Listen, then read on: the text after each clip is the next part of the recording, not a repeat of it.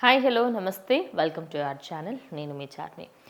YS Jaganmohan రెడ్డికి నిద్ర పట్టట్లేదంట. పాపం ఫుల్ టెన్షన్స్ ఎక్కువైపోయినట్టున్నాయి. ఎందుకంటే అటు ఓడిపోయిన తర్వాత అటు అసెంబ్లీకి వచ్చిన మాట్లాడలేని పరిస్థితి, ఏమైనా మాట్లాడినా కాంట్రవర్సీస్ అవుతాయేమో అన్న పరిస్థితి.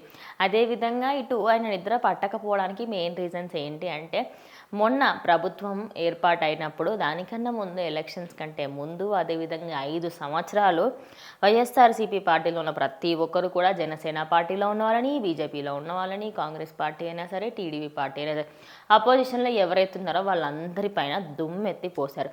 అదేవిధంగా వాళ్ళు ఎప్పుడైతే ఇటు నగరిలో రోజా ఓడిపోయిన తర్వాత రోజా కనిపించకుండా పోవడము, అదేవిధంగా పేర్ని నామి, అంబటి రాంబాబు, ఇలా ఎంతోమంది కూడా అసలు మీడియా ముందుకే రావడానికి ఇష్టపడట్లేదు. అయితే దానికోసమే ఆయన ఇటు ఎందుకు ఓడిపోయామా అనే ఆలోచన లేకుండా ఇటు నేను బెంగళూరులో ఉంటాను, నేను అక్కడ ఉంటాను, ఇక్కడ ఉంటాను అని చెప్పేసి అటు ఇటు తిరుగుతూ ఉన్నారు తప్పించి అసలు ఎందుకు ఓడిపోయాము ఏంటి అనే ఆ మెయిన్ క్వశ్చన్ అయితే మొత్తంగా మర్చిపోయారు అనుకోవచ్చు. అయితే ఇప్పుడు ప్రజెంట్ ఎక్కువగా వినిపిస్తుంది ఏంటంటే, ఆయన నిద్ర పట్టకపోవడానికి మెయిన్ రీజన్స్ ఏంటి అంటే, ఎవరెవరైతే నోటి తురుసుతనంతో మాట్లాడి నోటికి ఎంత వస్తే అంత బూతులు మాట్లాడడము ఇవన్నీ చేసిన వాళ్ళు ఇప్పుడు ఈ టైంలో నాకు సహాయం చేయాలి, లేకపోతే నా పక్కన ఉండాలి కదా, వాళ్ళు ఎందుకు లేరు అంటూ ఆయనకి ఆ బాధ పాపం ఎక్కువగా బాధ పెడుతుందంట.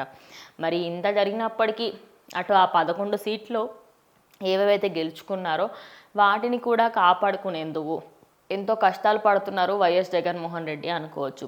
మరి ఇంత జరుగుతున్నప్పటికీ కూడా ఆయనకి నిద్ర పట్టకపోవడానికి దీనికంటే ఇంకా చాలా ఎన్నో రీజన్స్ ఉండొచ్చు. అటు భవిష్యత్తుకు సంబంధించి ముందు ముందు ఆయన పైన మన కేసులు వస్తాయేమో అని, టీడీపీ వాళ్ళు ఏమైనా చేస్తారేమో, ఇలా చెప్పుకుంటూ పోతే ఎన్నో ఈ విషయాల వల్ల ప్రజెంట్ అయితే ఇటు వైఎస్ జగన్మోహన్ రెడ్డి నిద్రపోలేకపోతున్నారు అనేది ఇటు పొలిటికల్ రంగాలలో వినిపిస్తున్న వార్త.